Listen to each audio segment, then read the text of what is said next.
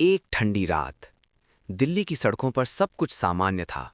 Traffic कम था, लोग अपने अपने घरों में सो चुके थे। उसी रात एक कंट्रोल रूम में अचानक एक लाल बत्ती जल उठी। कोई धमाका नहीं हुआ था, कोई गोली नहीं चली थी, बाहर कहीं कोई अलार्म नहीं बजा था। फिर भी उस एक सिग्नल का मतलब था सैकड़ों जिंदगियां बच चुकी थीं।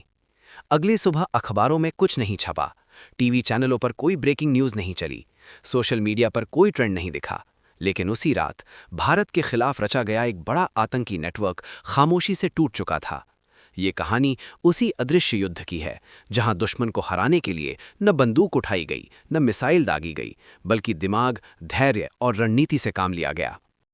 आमतौर पर हम आतंकवाद को तब पहचानते हैं जब धमाका हो चुका होता है, जब लहू बह चुका होता है, जब कैमरे टूटे शीशे और चीखते लोग दिखाते हैं। लेकिन भारत की रणनीति धीरे धीरे बदल चुकी थी। अब सवाल ये नहीं था कि हमले के बाद क्या किया जाए, बल्कि ये था कि हमला होने ही कैसे न दिया जाए। यही वो मोड़ था जहां भारत ने आतंक के खिलाफ एक नई लड़ाई शुरू की, एक ऐसी लड़ाई जो दिखाई नहीं देती लेकिन असर छोड़ जाती है। आतंकी संगठन अचानक पैदा नहीं होते, वे एक पूरे नेटवर्क की तरह काम करते हैं।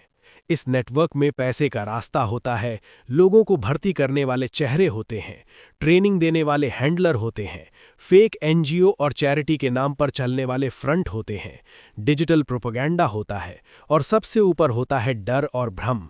भारत ने समझ लिया था कि अगर इस नेटवर्क की जड़ें काट दी जाएं, तो ऊपर खड़ा आतंक अपने आप गिर जाएगा।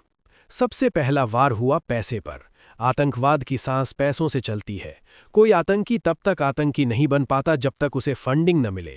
ये वार खुले तौर पर नहीं हुआ, कोई प्रेस कॉन्फ्रेंस नहीं हुई, लेकिन अंदर ही अंदर संदिग्ध बैंक अकाउंट्स को ट्रैक किया गया, हवाला नेटवर्क पर महीनों तक नजर रखी गई, फेक बिजनेस और शेल कंपनियों की पहचान की गई।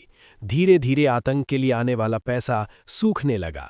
जब पैसे नहीं होते तो ट्रेनिंग कैंप बंद हो जाते हैं, हथियार नहीं पहुंचते और स्लीपर सेल अपने आप निष्क्रिय हो जाते हैं। इसके बाद शुरू हुआ दिमाग का खेल। आतंक सिर्फ बंदूक से नहीं फैलता, वो फैलता है कहानियों से।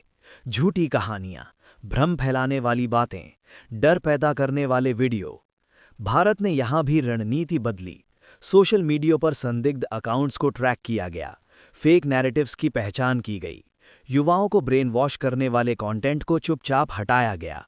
लेकिन इससे भी ज्यादा असरदार था सही जानकारी को सही समय पर सही लोगों तक पहुंचाना। जब झूठ कमजोर पड़ता है तो आतंक की विचारधारा अपने आप टूटने लगती है। आतंकी संगठन बाहर से मजबूत दिखते हैं, लेकिन अंदर से वे शक, डर और अविश्वास से भरे होते हैं। भारत ने इसी कमजोरी को हथियार बनाया। हैंडलर और लड़ाकों के बीच अविश्वास बढ़ने लगा। फंड के बंटवारे पर झगड़े हुए, नेतृत्व पर सवाल उठने लगे। धीरे धीरे नेटवर्क अपने ही बोझ से टूटने लगा। कई मामलों में आतंकियों ने खुद संगठन छोड़ दिए, कुछ ने सरेंडर किया और कई नेटवर्क बिना किसी सैन्य कार्रवाई के निष्क्रिय हो गए। ये लड़ाई सिर्फ देश के भीतर नहीं लड़ी गई, अंतर्राष्ट्रीय स्तर पर भी ये युद्ध खामोशी से चलता रहा। ठोस सबूतों के साथ टेरर लिंक को उजागर किया गया, फंडिंग चैनलों को वैश्विक निगरानी में लाया गया। नतीजा ये हुआ कि कई आतंकी संगठन अंतर्राष्ट्रीय तौर पर अलग थलग पड़ गए। उनके फंडिंग स्रोत बंद हुए और उन्हें छुपने की जगह कम पड़ने लगी। ये युद्ध कैमरों के सामने नहीं था, लेकिन इसका असर बहुत गहरा था। इस पूरी कहानी में सबसे बड़ा हथियार बना समय से पहले मिली जानकारी। कई हमले इसलिए नहीं हो पाए क्योंकि सही समय पर सही इनपुट मिल गया। कहीं ट्रेन स्टेशन पर सुरक्षा बढ़ा दी गई, कहीं संदिग्ध व्यक्ति को चुपचाप हिरासत में ले लिया गया और कहीं पूरे मॉड्यूल को ही तोड़ दिया गया। आम नागरिक को कभी पता भी नहीं चला कि वो कितना बड़ा खतरा टल गया। इस कहानी का सबसे भावुक सच ये है कि जिन लोगों की जान बची, उन्हें कभी पता नहीं चलेगा कि वे किस कगार पर खड़े थे। कोई माँ ये नहीं जानेगी कि उसका बेटा आज जिंदा है क्योंकि किसी रात एक फाइल समय पर खुल गई। कोई बच्चा ये नहीं समझ पाएगा कि उसकी हंसी इसलिए बची क्योंकि किसी अज्ञात अधिकारी ने पूरी रात जागकर डेटा एनालाइज किया। गोली से दुश्मन मरता है, लेकिन रणनीति से दुश्मन खत्म होता है। भारत ने ये समझ लिया कि हर लड़ाई युद्ध के मैदान में नहीं लड़ी जाती, हर जीत शोर मचाकर नहीं होती, कुछ सबसे बड़ी जीतें खामोशी में होती हैं।